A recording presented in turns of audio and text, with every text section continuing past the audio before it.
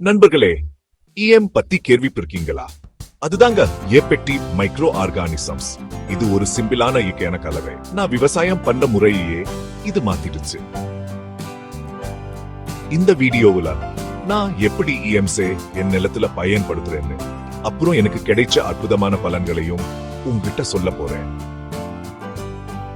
முதல்ல EMனா என்னன்னு பார்ப்போம். இது நல்ல பாக்டீரியாக்களும் ஹீஸ்டும் கலந்த ஒரு கலவை. இது உங்க மண்ணுக்கும் பயிர்களுக்கும் ஏன் உங்க கால்நடைகளுக்கும் சூட ஆரோக்கியமா இருக்க உதவும். நான் இத 3 சுலபமான வழிகள்ல பயன்படுத்துறேன். மண்ணுல, செடிகள்ல, அப்புறம் உரம் தயாரிக்கிறதுக்கு சூட.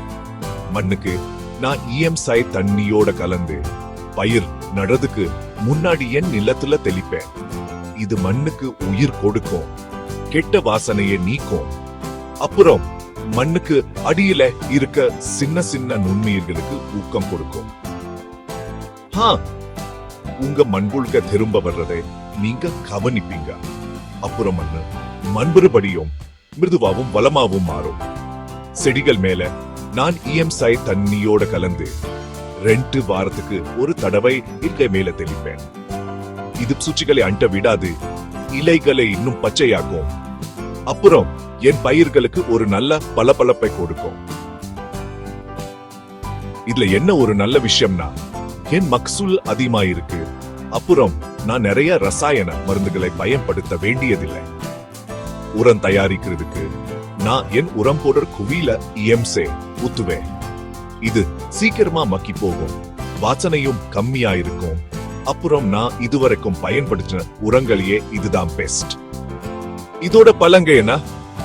என் மண்ணு உயிர்லதா இருக்கு, என் பயிர்கள் ஆரோக்கியமா இருக்கு. அப்புறம் விலை அதிகமான உரங்கள் மற்றும் பூச்சிக்கொல்லிகளை நான் பணத்தை மிச்சப்படுத்துறேன். அது மட்டுமில்ல, என் பண்ணை என் குடும்பத்திற்கும் நிலத்துக்கும் பாதுகாப்பானது. நீங்க EMC முயற்சி பண்ண நினைச்சீங்கன்னா கொஞ்சமா ஆரம்பிங்க. ஒரு சில லிட்டர் போதும். என்ன நம்புங்க, ஒரு தடவை நீங்க வித்தியாசத்தை பார்த்தீங்கன்னா மறுபடியும் இதை இல்லாம விவசாயம் பண்ண மாட்டீங்க.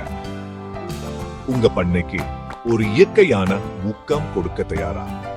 EM பயன்படுத்தி உங்களுக்கு கிடைச்ச வெற்றி கதைகளை கமெண்ட்ஸ்ல சொல்லுங்க. பார்த்ததுக்கு நன்றி.